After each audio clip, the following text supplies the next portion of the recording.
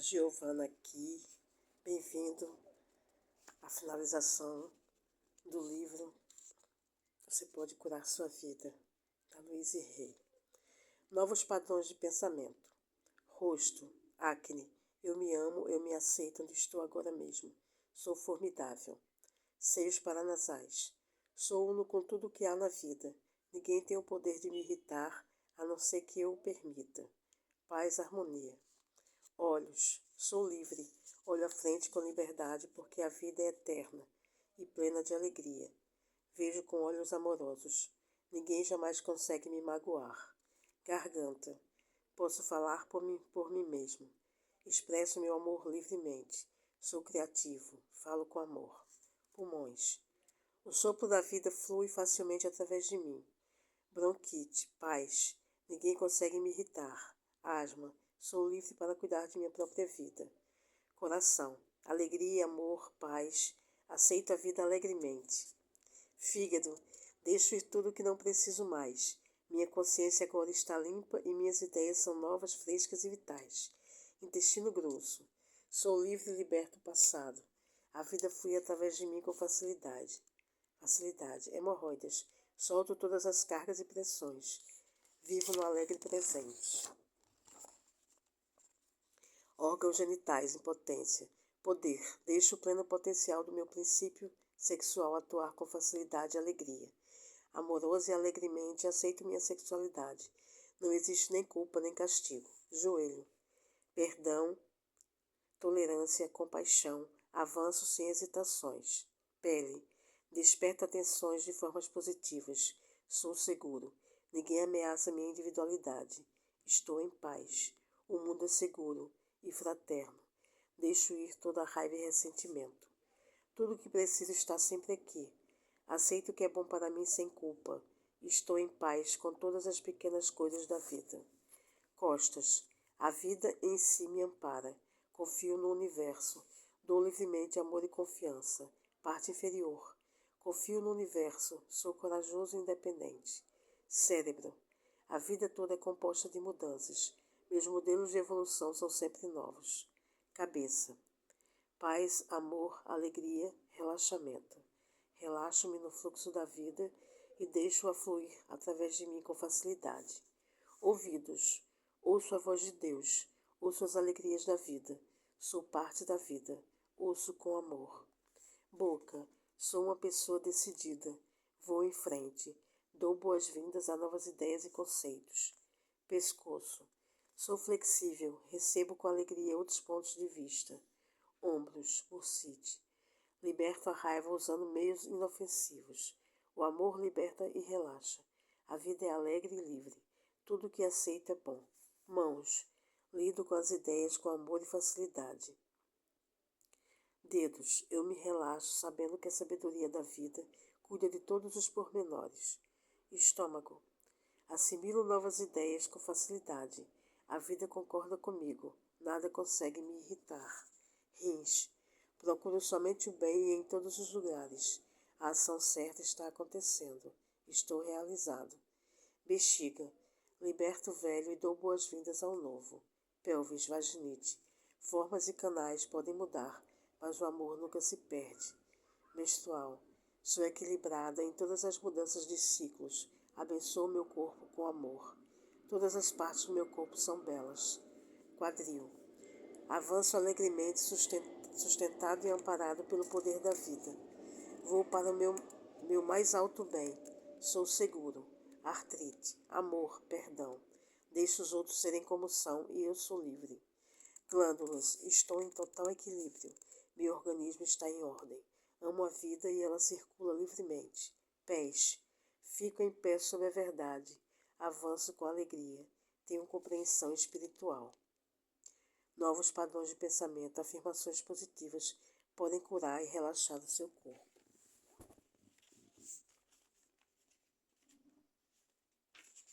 Minha história. Somos todos um. Conte-me alguma coisa sobre sua infância sem se estender muito. Já pedi isso a muitos clientes meus. Não preciso ouvir todos os detalhes, mas quero ter um panorama geral de suas origens. Se tem problemas agora, os padrões que os criaram foram formados muito tempo atrás. Quando eu era uma menininha de 18 meses, meus pais se divorciaram. Não tenho lembranças disso. O que me lembro, com horror, é de minha mãe ter ido trabalhar como empregada doméstica, sendo obrigada a pernoitar no serviço e me deixar com outra família. Segundo contam, chorei por 3 semanas seguidas. As pessoas que cuidavam de mim não conseguiram suportar e minha mãe se viu forçada a me pegar de volta e fazer outros arranjos. Hoje em dia, admiro o modo como ela conseguiu ser pai e mãe para mim. Na época, porém, tudo que eu sabia e que tinha importância era que eu não estava recebendo a mesma atenção carinhosa que tinha antes.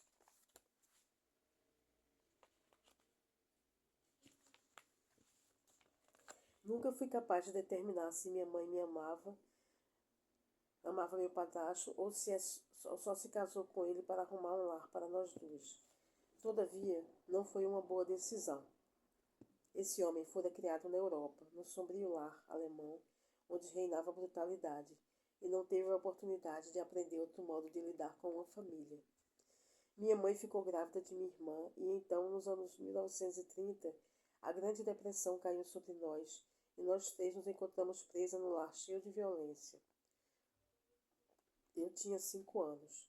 Para piorar o quadro, foi mais ou menos nessa época que um vizinho, velho bêbado, como me recordo, me estuprou. O exame médico ainda está vívido em minha mente, como está também o julgamento. O homem foi condenado a 15 anos de prisão. Ouvi repetirem com tanta frequência: a culpa foi sua, que passei muitos anos temendo que quando o velho bêbado fosse libertado, ele iria voltar e me pegar, por eu ter sido tão má a ponto de colocá-lo na cadeia. A maior parte da minha infância foi passada suportando tantos abusos físicos, sexuais, entremeados de muito trabalho pesado. Minha autoimagem ia ficando cada vez pior e poucas coisas pareciam dar certo para mim. Passei a expressar esse padrão no mundo exterior. Ocorreu um incidente quando eu estava no quarto ano que mostra bem como era minha vida na época. Houve uma festa na escola com muitos bolos para as crianças. A maioria dos meus colegas eram de famílias de classe média. Eu me vestia mal, meus cabelos pareciam cortados com a tigela. Estava sempre com os mesmos sapatos fechados e tinha um cheiro forte por causa do alho cru, que era obrigada a comer todos os dias para espantar os vermes. Nunca comíamos bolo em casa, pois não podíamos nos dar esse luxo. Uma vizinha idosa me dava 10 centavos por semana e $1 no Natal e no meu aniversário. Os 10 centavos iam para o orçamento familiar e o restante era usado para comprar minhas roupas de baixo para o ano inteiro em lojas baratas. Bem, naquele dia acontecia a festa da escola e havia tanto bolo que, enquanto estavam cortando e servindo, algumas das crianças que podiam comer bolo todos os dias estavam ganhando 2 até 3 pedaços. Quando finalmente chegou a minha vez, e claro, eu era a última da fila, não havia mais bolo, nem ao menos uma fatia. Entendo claramente agora que foi minha crença já confirmada de que eu era indigna e não merecia nada que me colocou no final da fila sem nenhum pedacinho de bolo. Foi o meu padrão. Eles estavam apenas refletindo minhas crenças. Com 15 anos, resolvi que não podia mais aguentar abusos sexuais e fugi de casa e da escola. O emprego que arranjei como garçonete me pareceu muito mais fácil do que o trabalho pesado que tinha que fazer em casa. Estando faminta de amor e afeto, e tendo a menor possível das autoestimas, de bom grado eu dava meu corpo a qualquer homem que fosse gentil comigo, e logo depois de completar 16 anos, dei à luz a uma menina. Sabia que seria impossível ficar com ela e lhe arranjei um lar bom e amoroso. Encontrei um casal sem filhos, ansioso para adotar um bebê. Fiquei morando na casa deles nos últimos 4 meses de gestação, e quando fui para o hospital tive a menina já em nome deles. Assim, nunca experimentei as alegrias da maternidade, só a perda, culpa e a vergonha. Na época, tudo aquilo era só um período vergonhoso, que deveria ser esquecido o mais rápido possível. De minha filha, só me recordo dos artérios muito grandes, incomuns como os meus. Se um dia nos encontrarmos, saberei que é ela por causa deles. Saí daquela casa quando minha filhinha estava com 5 dias de vida e voltei para procurar minha mãe, que continuava uma vítima.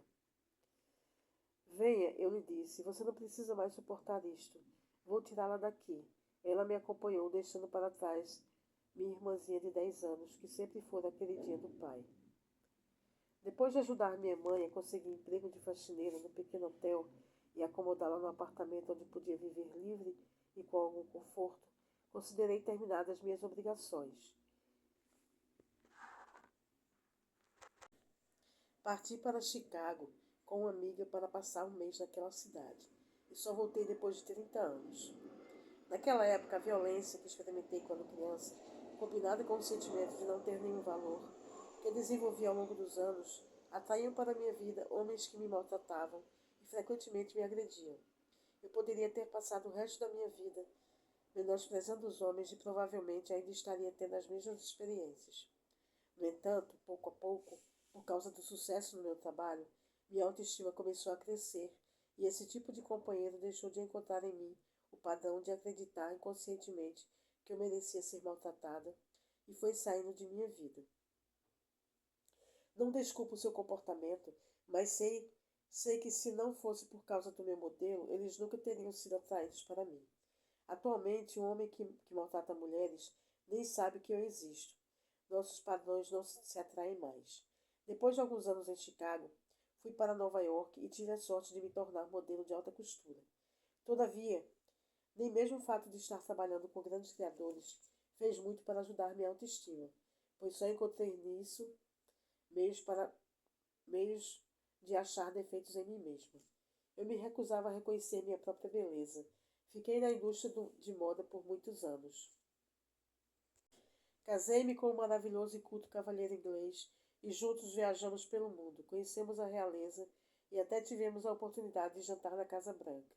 Apesar de ser um modelo de sucesso e de ter um homem formidável, minha autoestima ainda era pouca e continuou assim por muito tempo, até eu começar no meu trabalho interior. Um dia, depois de 14 anos de casamento, quando eu estava começando a acreditar que coisas boas podem durar, meu marido anunciou seu desejo de viver com outra mulher. Sim, fiquei arrasada. Todavia, o tempo passa e eu continuei vivendo. A certa altura, pude sentir que estava vendo uma mudança em minha vida.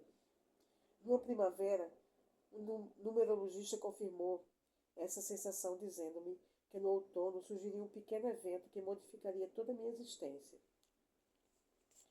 De fato, ele foi tão pequeno que só fui percebê-lo vários meses depois. Por um verdadeiro acaso, fui a uma reunião da Igreja da Ciência Religiosa em Nova York.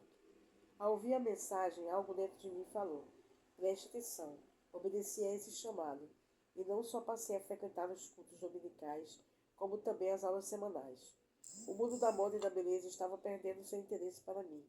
Por mais quantos anos eu poderia me manter preocupada com a medida de minha cintura ou o formato das sobrancelhas.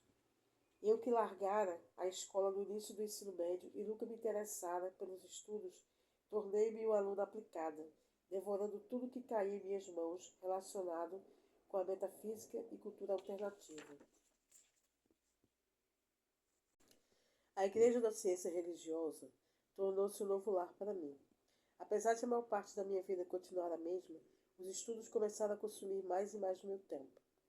Quase sem perceber, depois de 3 anos, vi-me capacitada para me candidatar a ser um dos praticantes licenciados da igreja. Passei nos exames e assim comecei a trabalhar como conselheira. Foi um pequeno começo. Nessa época, aprendi a meditação transcendental. Como minha igreja não ia dar o curso de formação de ministros tão cedo, resolvi aproveitar o tempo para fazer algo de especial por mim mesma e entrei na Universidade Internacional de Maharishi, em Fairfield, nos estados de Iowa, para um curso de 6 meses. Foi o lugar certo para mim na época. A cada segunda-feira começávamos um novo tema, coisas das quais eu só ouvira falar, como biologia, química e até mesmo a teoria da relatividade. Nos sábados éramos submetidos a um teste e tínhamos o domingo livre.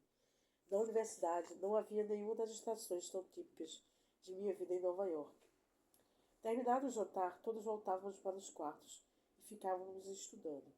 Eu era a aluna mais velha do campus, mas adorei cada momento que passei nele. Cigarro, bebidas e drogas eram proibidos e meditávamos 4 vezes ao dia. Quando saí de lá, pensei que fosse desmaiar com a fumaça de cigarros no aeroporto. Voltando a Nova York, recomecei minha vida. Logo eu estava fazendo curso de treinamento de ministros de minha igreja e me tornei muito ativa no seu trabalho e nas suas atividades sociais. Em pouco tempo, estava falando nas reuniões no meio-dia e recebendo clientes, o que rapidamente se tornou uma nova carreira em tempo integral. Por causa do trabalho que fazia, tive a inspiração de escrever meu pequeno livro, Cure Seu Corpo. De início, era apenas uma lista de causas metafísicas para doenças físicas.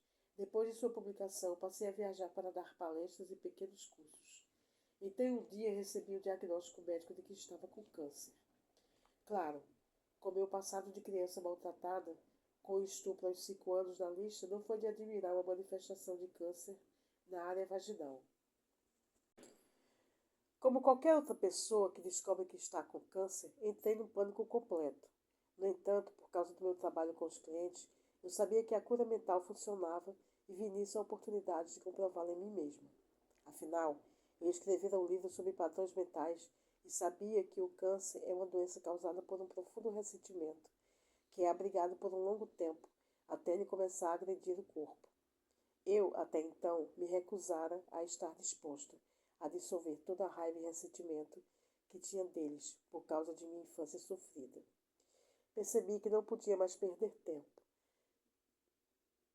que tinha muito trabalho a fazer. A palavra incurável, que é tão assustadora para muitos, significa para mim que essa condição em particular não pode ser curada por meios externos e que precisamos ir para o interior e encontrar a cura. Se eu me submetesse a uma operação sem eliminar os padrões mentais que haviam dado origem à doença, o câncer voltaria. Não gostei da ideia. Se eu fosse operada para retirar o tecido canceroso e ao mesmo tempo desprender-se o padrão mental que estava causando câncer, ele não voltaria mais. Quando esse mal ou qualquer outra doença volta, creio que não é porque eles não tiraram tudo, mas porque o paciente não fez mudanças mentais. Assim, ele só recria a mesma enfermidade, talvez numa parte diferente do corpo. Eu também acreditava que se conseguisse me livrar do padrão mental que criava no câncer, nem mesmo precisaria da operação. Assim, barganhei com os médicos para conseguir algum tempo e eles, de má vontade, me deram 3 meses de prazo. Meu argumento foi o que eu não tinha dinheiro para a cirurgia. Imediatamente assumi a responsabilidade pela minha própria cura. Li e investiguei tudo o que pude encontrar sobre métodos alternativos que poderiam me ajudar no processo. Fui a várias lojas de produtos naturais e comprei todos os livros que tinham sobre o câncer. Procurei a biblioteca pública e li mais ainda. Informei-me sobre a reflexologia na sola dos pés e a terapia do colo e achei que ambas seriam benéficas para mim. Eu parecia estar sendo levada para as pessoas certas. Depois de ler sobre a reflexologia, interessei-me em encontrar um terapeuta. Nessa ocasião, fui a uma palestra e, apesar de sempre procurar me sentar nas primeiras filas, naquela noite senti-me compelida a ficar no fundo da plateia. Pouco depois, um homem veio sentar-se ao meu lado. E adivinhe só, ele era um reflexologista que atendia na casa dos clientes. Fui tratada 3 vezes por semana durante 2 meses e recebi uma grande ajuda. Eu sabia também que precisava me amar muito mais. Muito pouco amor fora demonstrado em minha infância e ninguém jamais me ensinara a me sentir bem comigo mesma. Eu adotara as atitudes dos meus familiares, que estavam sempre implicando comigo e me criticando, e elas haviam se tornado uma segunda natureza para mim. Através do meu trabalho na igreja, eu me conscientizara de que era certo e até essencial eu me amar e me aprovar. No entanto, ficava adiando, exatamente como acontece com aquela dieta que sempre dizemos que vamos começar amanhã. Porém, não dava mais para eu procrastinar. De início, foi muito difícil ficar diante do espelho e dizer coisas como: Luíse, eu me amo, amo você, amo de verdade. Todavia, persistindo, descobri que eu não estava mais me diminuindo em certas situações, como fazia no passado, o que me mostrou que eu estava progredindo com o exercício do espelho e outros. O mais importante Era eu me livrar dos padrões de ressentimento que abrigava desde a infância. Era imperativo para mim desprender do meu interior todas as acusações. Sim, eu tivera uma infância difícil, cheia de maus-tratos sexuais, físicos e mentais. No entanto, isso acontecera havia muito tempo e não podia ser desculpa para o modo como eu estava me tratando. Afinal, meu corpo estava se agredindo com um crescimento canceroso, porque eu não havia perdoado. Chegara a hora de ir além dos incidentes em si e começar a compreender que tipo de experiências poderiam ter criado pessoas capazes de tratar uma criança daquela maneira. Com a ajuda de um bom terapeuta, expressei toda a velha e represada raiva, socando almofadas e gritando de ódio, o que me fez sentir muito mais limpa. Em seguida, comecei a juntar os pedacinhos de histórias que meus pais haviam me contado sobre suas infâncias e consegui ver um quadro maior de suas vidas. Com minha compreensão cada vez mais crescente e analisando-os de um ponto de vista adulto, comecei a sentir compaixão pelo sofrimento dos dois, e a culpa que eu atirava neles foi se dissolvendo vagarosamente. Junto com tudo isso, procurei um bom nutricionista para me auxiliar na limpeza e desintoxicação do meu corpo, prejudicado por todas as comidas inadequadas que eu ingeria ao longo dos anos. Aprendi que elas se acumulam e criam um corpo cheio de toxinas, tal como os pensamentos inadequados se acumulam e criam uma mente intoxicada. Foi-me recomendada uma dieta muito rígida, constituída quase que só de hortaliças. No primeiro mês fiz lavagens intestinais 3 vezes por semana. Não fui operada. Como resultado dessa completa limpeza física e mental, 6 meses depois de ter ouvido o diagnóstico, consegui que os médicos concordassem com o que eu já sabia. Eu não tinha mais nenhum sinal de câncer.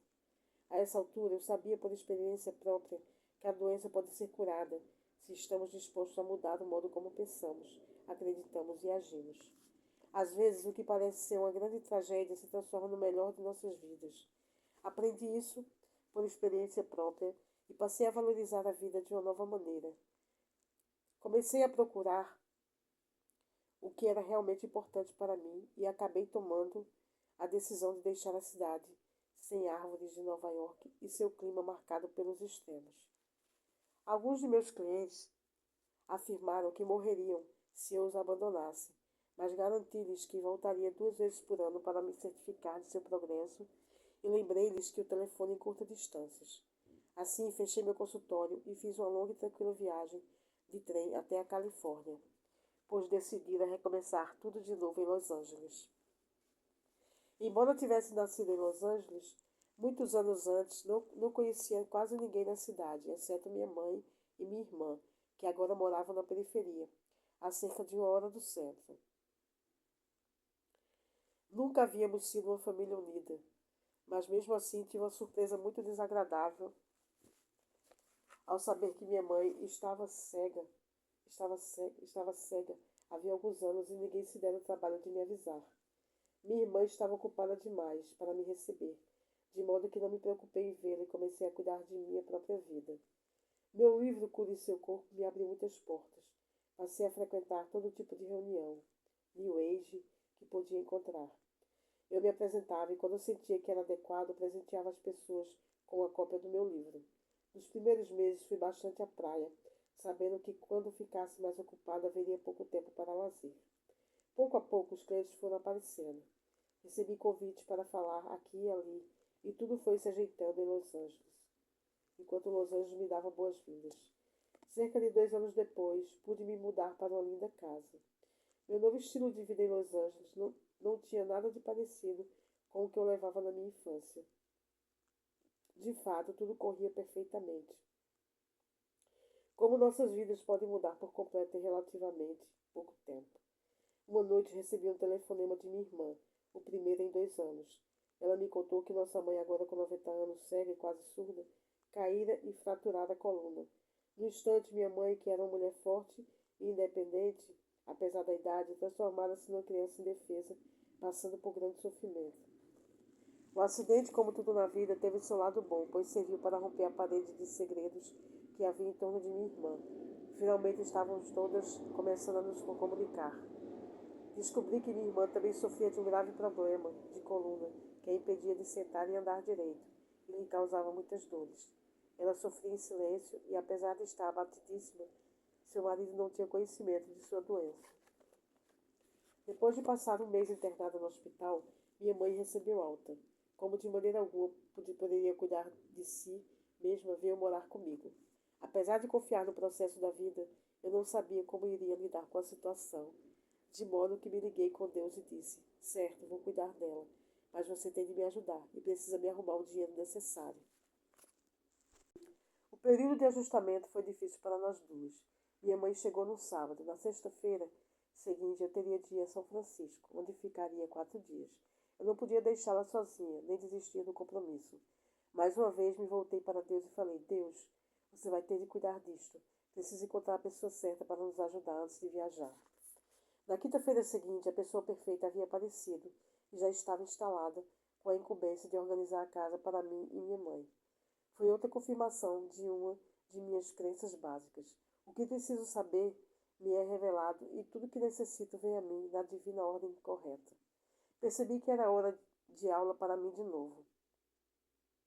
Surgiu a oportunidade de limpar muito daquele lixo de minha infância. Minha mãe não fora capaz de me proteger quando eu era criança, mas agora eu podia e ia cuidar dela. Começou toda uma nova aventura para mim, envolvendo minha mãe e minha irmã. Dar a minha irmã o auxílio que ela pedia era outro desafio. Fiquei sabendo que quando eu salvara minha mãe, tantos anos atrás, meu padrasto descontara toda a sua fúria e sofrimento em minha irmã, e chegara a vez dela de ser brutalizada. Percebi que o que começara nela, como problema físico, foi enormemente exagerado pelo medo e tensão, junto com a crença de que não havia ninguém para ajudá-la. E então Louise entrou em cena, não querendo ser uma salvadora, mas mesmo assim desejando dar à irmã a oportunidade de escolher o bem-estar àquela altura da sua vida. Pouco a pouco, todos os acontecimentos do passado foram se revelando e o progresso ainda continua. Vamos progredindo passo a passo e me esforço para proporcionar uma atmosfera de segurança enquanto exploramos várias vias alternativas de cura. Minha mãe, por sua vez, reage muito bem. Ela se exercita o melhor possível, 4 vezes ao dia, e seu corpo está ficando mais forte e flexível. Comprei-lhe um aparelho auditivo e ela tornou-se mais interessada pela vida. Apesar de sua crença nos princípios da ciência cristã, persuadia a submeter-se a uma operação para a retirada da catarata de um olho. Foi uma enorme alegria para ela poder ver de novo, e nós também ficamos alegres por poder ver o mundo através dos olhos dela. Sua grande satisfação foi conseguir ler de novo. Minha mãe e eu começamos a encontrar tempo para conversar como nunca antes, e uma nova compreensão surgiu entre nós. Atualmente estamos ambas mais livres porque choramos e rimos juntas. Devo dizer que às vezes ela me irrita, o que serve para me dizer que tem outras coisas para libertar do meu interior. Meu trabalho continua no ritmo sempre crescente. O número de funcionários que trabalham comigo aumentou sob a direção do meu gerente de pessoal, Charlie Jenkins. Agora temos um centro, concursos e um programa para internos. É assim que estava a minha vida no outono de 1984. Na infinidade da vida onde estou, tudo é perfeito, pleno e completo. Cada um de nós, eu inclusive, experimenta a riqueza e plenitude da vida de maneiras para nós significativas. Agora olho para o passado com amor e escolho aprender com as velhas experiências. Não existe nem o certo nem o errado, nem o bem nem o mal. O passado está terminado. Existe apenas a experiência do momento. Eu me amo por ter me trazido por entre esse passado até o presente. Compartilho o que e quem sou, pois sei que somos um só em espírito. Tudo está bem no meu mundo. Recomendações para a cura holística: corpo, nutrição, dietas, combinação de alimentos, macrobiótica, ervas naturais, vitaminas florais de bar e homeopatia. Exercícios: yoga, trampolim, andar, dançar, andar de bicicleta, tai chi chuan, artes marciais, natação, entre outros. Terapias alternativas: acupuntura, acupressura, terapia de colo, reflexologia, radiônica, cromoterapia, massagens e terapias corporais, Alexander, bioenergética, toque de saúde, Feldenkrais, terapia de tecidos profundos, Rolfing, polaridade, Trager e Reiki. Técnicas de relaxamento, dessensibilização orgânica, respiração profunda, biofeedback, sauna, banhos, imersão, prancha inclinada, música. Mente, afirmações, imagens mentais, visualização orientada, meditação, amar a si próprio.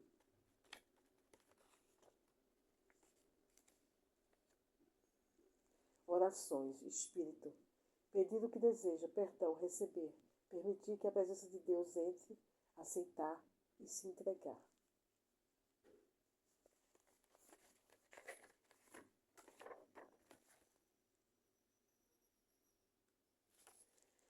Na infinidade da vida onde estou, tudo é perfeito, pleno e completo. Cada um de nós, eu inclusive, experimenta a riqueza e plenitude da vida de maneiras para nós significativas.